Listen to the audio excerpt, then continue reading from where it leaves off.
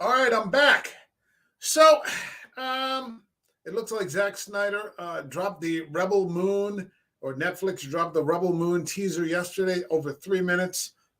There's a video of my reaction up there on the channel, so go check it out and let me know what you think. I'm looking forward to it. I just did a video on Ahsoka, the first 2 episodes. It will probably get better, but I think that this is going to be the Star Wars that I want. It's going to be dark. It's going to be gritty. It's going to be bloody. It's going to be brutal. That's what I want to see. Yeah, I mean, Star Wars is great. I saw it when it dropped in 77, when it was just called Star Wars at the Circus Drive-In, about 3 miles down the road from where I am now, ironically. But I don't need the same thing again and again and again and again and again, whatever. This, however, I was originally a Star Wars pitch that didn't land, so he took it to Netflix and made it into his own story. However, Zack Snyder is always Zack Snyder, which means there's a director's cut coming. And it says right here, Rebel Moon shouldn't need a director's cut. Zack Snyder is doing one anyway. Fucking A, Bubba. This is the guy who knows what we need. The filmmaker promises a Snyder cut that's an hour longer than his upcoming 2-part Netflix movie. But why is one needed in the first place? Fuck off. Unless that's a rhetorical question. This is by James Hibbard. This is from today. Zack Snyder's Star Wars meets Dune epic sci-fi epic Rebel Moon dropped his first teaser trailer Tuesday, and the director is already revealing plans for another longer version of the project, including roughly an hour of additional footage. You always need a Snyder cut. Now, before we get to Snyder's explanation, one might wonder why Rebel Moon needs a different version in the first place. I hope that's a rhetorical question again, unless this person just has no imagination. The Man of Steel filmmaker isn't putting out a Warner Brothers superhero title that is being forced to fit some restrictive theatrical distribution requirements. Rebel Moon is for Netflix and is already being released as a 2-part movie. I'll still go for another hour. Presumably, if Snyder wanted Rebel Moon to be longer, and given he already had the creative freedom to shoot the additional footage and the budget to finish it with visual effects, why not just release that version on the streaming service instead and then stand by it? Okay, so that's a reasonable question. What's also unusual is that Rebel Moon hasn't been seen by viewers yet. Director's cuts are normally considered reactive and corrective, giving fans the promise of an improvement. Perhaps Snyder's fans will consider Rebel Moon perfect the way it is. No, we always want more Snyder. If Snyder were to come out and say that he's got another Snyder cut that's 5 hours, people are going to fucking eat it up. If he came out with another hour of Man of Steel, another hour to BVS, we're going to take it. If he can't, he's talking about doing a director's cut of Sucker Punch. I've already got the extended version. I love that movie. Who wouldn't want to see a longer 300? No problem. Because when he does a director's cut, he does it right.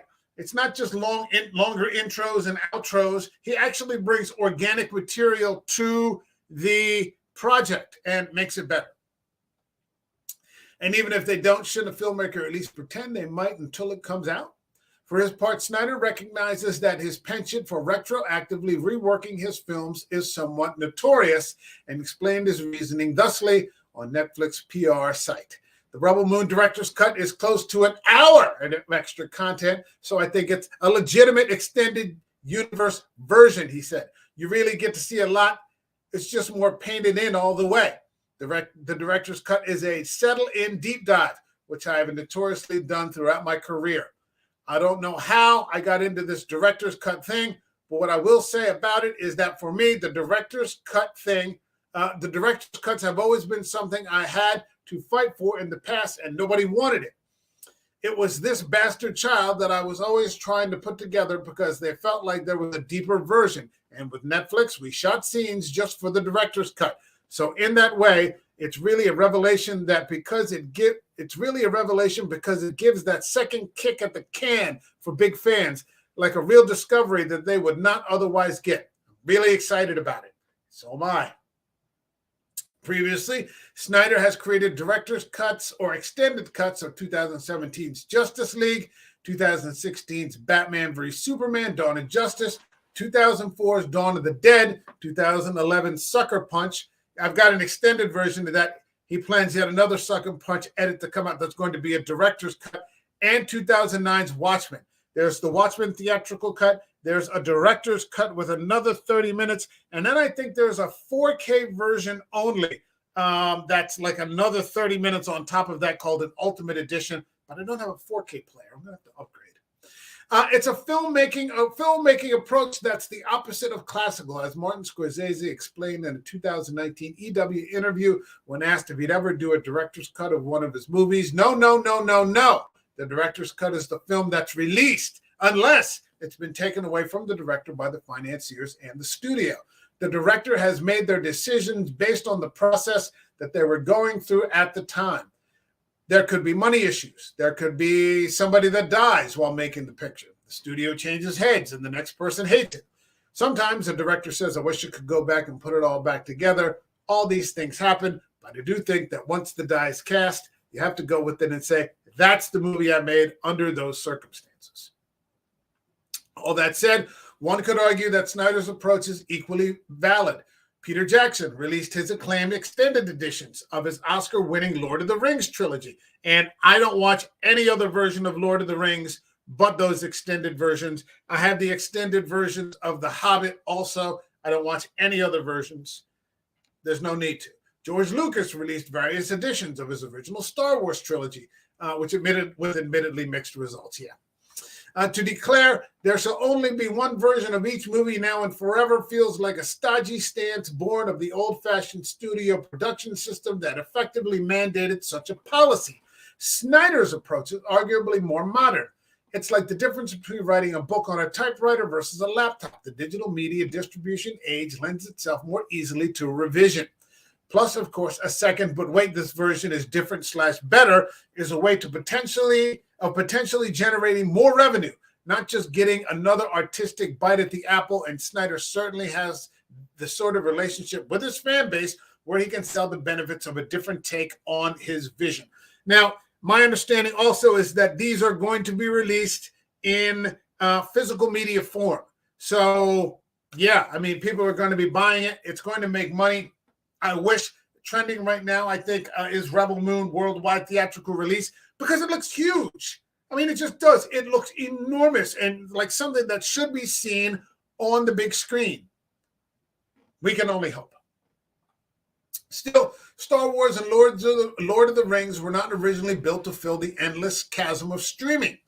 So there's something about the Rebel Moon plan that smacks a bit of uncertainty, but if you don't love it, there's another one. Or here are some scenes I like. I'm not that sure about, but I'm not that sure about. Here's the trailer if you haven't seen it. I disagree with that. It's not of uncertainty. It's what he does.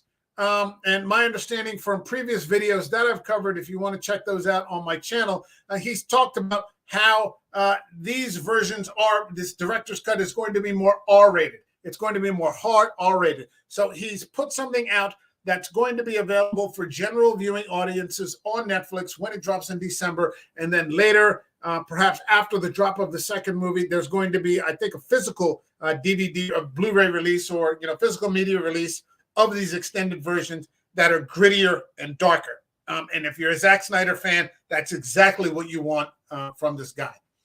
Here's some more background, including quotes from Snyder about how the long gestating project ended up to a two-parter in the first place.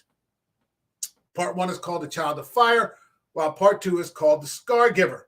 The first part of Rebel Moon debuts on Netflix on December 22nd, while Part 2 premieres April 19 of next year. The film stars Sofia Boutella as Cora, a mysterious woman who helps organize the peaceful residents of a planet to fight back against an authoritarian government. So, again, I've said it before, this is going to be the Seven Samurai in space, the Magnificent Seven in space, which was essentially what he wanted to do, a Star Wars film without any of the Skywalkers or the Solos or the Leias or the 3POs or the droids. He wanted to do a completely separate and brutal Star Wars take about the Empire flying in to a planet to occupy it, and heroes sort of banding together and trying to save the day. Okay, so, I mean, it sounds good to me. I don't see what the problem is. I'm looking forward to it. If you're Zack Snyder, yeah, let's have some more. Yes, please. Can I have some more, please? Director's cut, not a problem. I'm going to get it. I haven't even seen it yet. I already know it's going to be great. What do you think? That's my video. Like this video. Leave a comment. Subscribe to the channel. Share the video. Let people out there see that this director's cut is coming. All right? I will see you in the next one. We'll be back tomorrow, actually. There might be some UFC-related video tomorrow during the day about this lawsuit coming up. But we're also going to be covering the Summer of Sci-Fi Fantasy, where we're taking a look at Paul Verhoeven's RoboCop. That's going to be 8 o'clock tomorrow night. So I'll see you all in the next video. Later, Gators.